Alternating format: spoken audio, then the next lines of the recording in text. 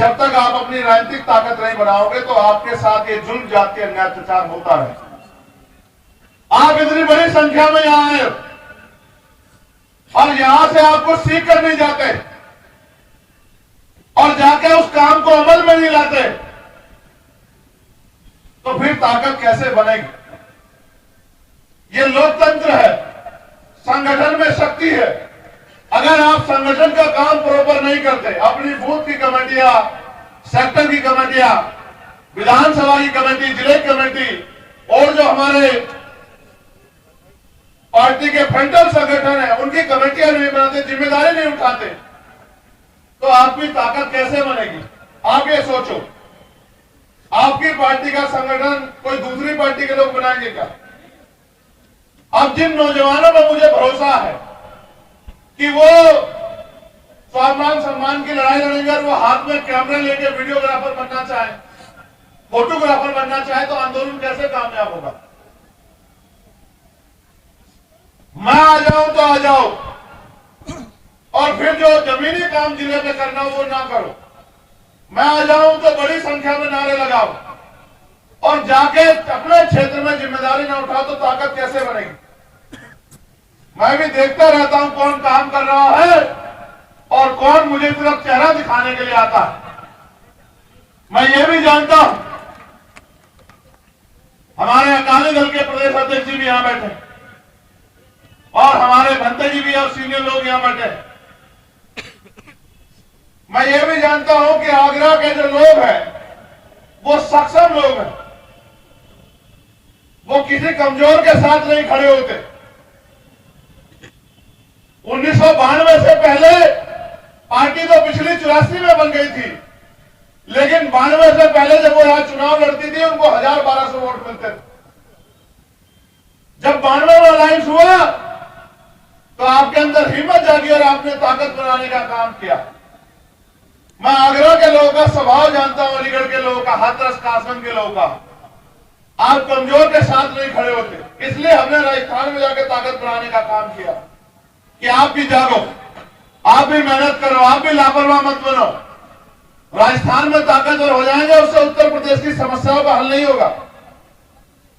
राजस्थान में ताकतवर हो जाएंगे, इससे उत्तर प्रदेश के बच्चों को रोजगार नहीं मिलेगा। उत्तर प्रदेश में जो गुंडागर्दी हो रही है उसका जवाब नहीं मिलेगा। उत्तर प्रदेश में जो गरीबों की जमीन दबाई जा रही है, आरक्षण का प्रावधान खत्म किया जा रहा है, घोटाले हो रहे हैं, प्रमोशन में रिजर्वेशन नहीं है, उसका लाभ नहीं मिलेगा अगर राजस्थान में ताकतवर होंगे। अगर उत्तर प्रदेश में ताकतवर होंगे तब इसका लाभ आपको मिलेगा। किसी भी संगठन की ताकत होती है उससे कार्यकर्ता, नेता नहीं होते। नेता तो कार्यकर्ताओं की मेहनत से बनता, लेकिन अगर रीढ़ अपना काम ना करे, अपनी जिम्मेदारी ना अदा करे तो कामयाबी नहीं मिल सकती। मैं मंच पे भी जो हमारे नेता उनसे भी कहूंगा, अगर सच में कुछ बना के दिखाना है, ताकत अर्जित करनी है तो मेहनत करो, शकल दिखाने का बंद करो। मैं आता हूं तो मंच पे आ जाते हो सब लोग और फिर दोबारा तभी आते हो जब मैं आता हूं। उसके अलावा जो बुनियादी काम है, जा जाके गली गांव में जब संगठन बनाने का, अपनी जिम्मेदारी अदा करने का, वो नहीं करते और फिर चुनाव के बीच सोचते हो कि आपकी ताकत बन जाएगी। कैसे बन जाएगी ताकत? ये बैनर लगाने से ताकत नहीं बनेगी। ये राजधानी आगरा क्या हालात है, इसमें आपको सोचना चाहिए। जब तक आप जाके अपनी बात नहीं समझाओगे, जब तक आप जाके अपनी बात लोगों तक नहीं पहुंचाओगे, तब तक लोग आपके साथ नहीं खड़े होंगे। लोग तो सीधे सच्चे हैं, उनको जो कह दिया जाता है वो उसी को मानने लग जाते हैं। वो क्या जाने कि किस तरह जान हथेली में रख के बेईमान में आजाद समाज पार्टी के लोग संघर्ष कर रहे हैं। और आज आपको हालात पता है क्या है? 2024 के बाद हो सकता है कि देश के संविधान को बदल दिया जाए। ये देश का संविधान है तो आपके लिए कुर्सियां हैं, आपके लिए मंच है, आप पे वोट देने का अधिकार है।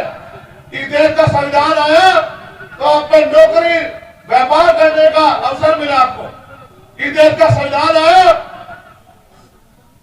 तो आपका सम्मान बढ़ा, आपको समानता का अधिकार मिला। आपको क्या लगता है उस संविधान की रक्षा कोई और करेगा क्या? उस संविधान को लागू कोई और कराएगा क्या? आज संविधान दिवस है, हमारे लोगों ने संविधान का कितना मोल समझा। अगर ये संविधान नहीं है तो आपकी हैसियत क्या आपने कभी महसूस किया? अगर ये संविधान नहीं है तो महिलाओं को क्या अधिकार है आपने कभी महसूस किया?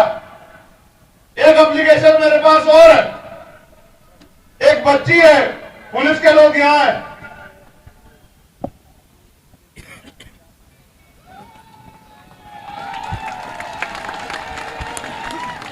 ये बच्ची है कामनी प्रजापति, इसकी उम्र 13 साल है और इनके पिता है भगवान दास प्रजापति जी, निवासी लॉयर्स कॉलोनी दयालबाग। पुलिस के लोग यहां हैं, इनकी बच्ची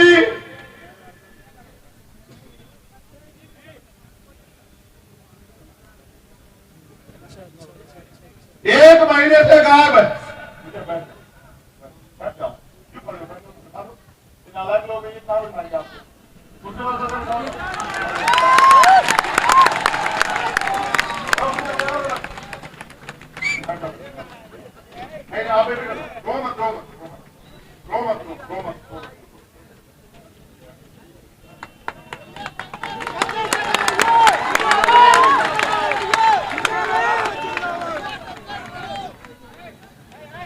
इनकी बच्ची 13 साल की बच्ची एक महीने से गायब है और अभी तक कोई खबर नहीं है।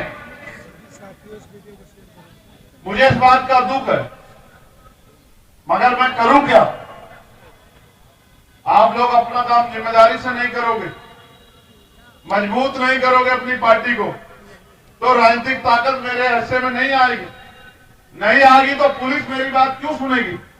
जब तक उनके अंदर ये भय ना पैदा हो कि कल चंद्रशेखर आजाद और आजाद समाज पार्टी ताकत और होकर सत्ता में आ जाएगी और फिर अगर हमने इनके कहे से सही काम नहीं किया तो ये हमारे ऊपर कार्रवाई करेंगे, मुकदमे दर्ज करा के हमें जेल भेज देंगे, हमारी नौकरी ले लेंगे। क्यों करेंगे मेरे हिसाब से काम?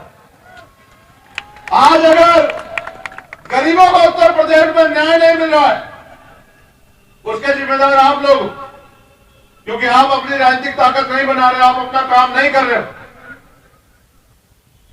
अगर आप जिम्मेदारी से अपना काम कर लो और बहुजन समाज में भाईचारा पैदा करके अपनी ताकत बना लो और आपके हिस्से में भी राजनीतिक ताकत आ जाए तो कोई जनजाति अन्याय अत्याचार किसी बच्ची पर नहीं हो सकता है। एनसीआरबी का डाटा पढ़ो कि क्या हाल है उत्तर प्रदेश में।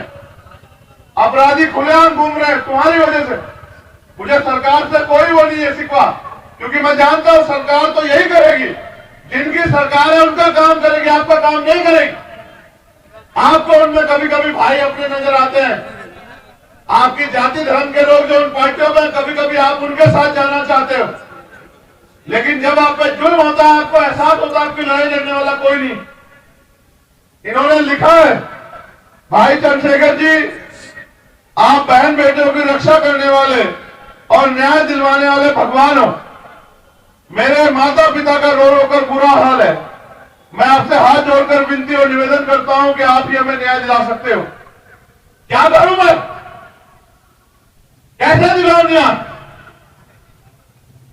आप सोचो। जब तक आप अपना काम जिम्मेदारी से नहीं करोगे, जब तक आप ये जो टोपी आपने पहनी है, टोपी पहनाना मुझे बंद नहीं करोगे कि मेरे सामने मुंह दिखाई बात करो, काम करो, तब तक नहीं बनेगा। जिम्मेदारी जब तक नहीं उठाओगे, अपनी गली बस्तियों में जाओ और ये पूछो कि जब बाबा साहब ने कहा था कि रानी का बेटा राजा नहीं बनेगा, राजा वो बनेगा जो हकदार होगा, तो चंद्रशेखर आजाद में क्या कमी है?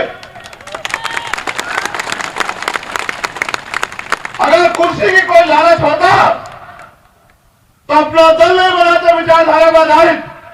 माननीय काशीराम साहब के सपनों, बाबा साहब के सपनों का किसी भी पार्टी में मैं और चित्तौड़ साहब और श्री जी किसी पार्टी में जाकर एमपी एमएलए बन जाते, लेकिन उन दलों से आपको न्याय नहीं दिला पाते, आपकी आवाज नहीं उठा पाते, इसलिए दल बनाया। मैं अकेला कितनी मेहनत करूंगा जब आप लोग मेहनत नहीं करो। मैं तो धन्यवाद दूंगा चित्तौड़ साहब का, मैं धन्यवाद दूंगा कि वो और उनकी पूरी टीम उत्तर प्रदेश में प्रयास कर रही है। मगर मैं आपसे भी कहूंगा कि आप भी अपने काम को जिम्मेदारी से अदा करें। एक और एप्लीकेशन मेरे पास है,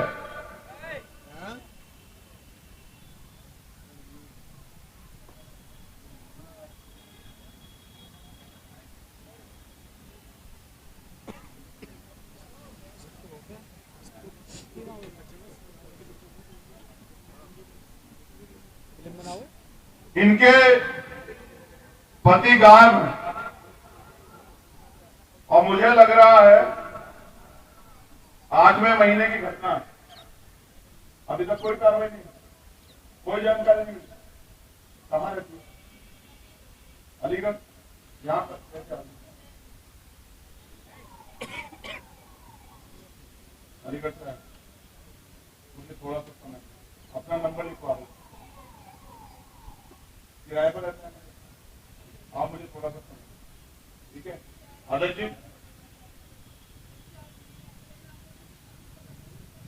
पकड़ेगी ना दीदी, आप चिंता मत करो, बेफिक्र करो। ये इनके वाले और ये दो अलग अलग, आप बैठ जाओ, चिंता मत करो, बैठ जाओ, बैठ जाओ। रोना पड़ेगा, ऐसे चिल्लाना पड़ेगा,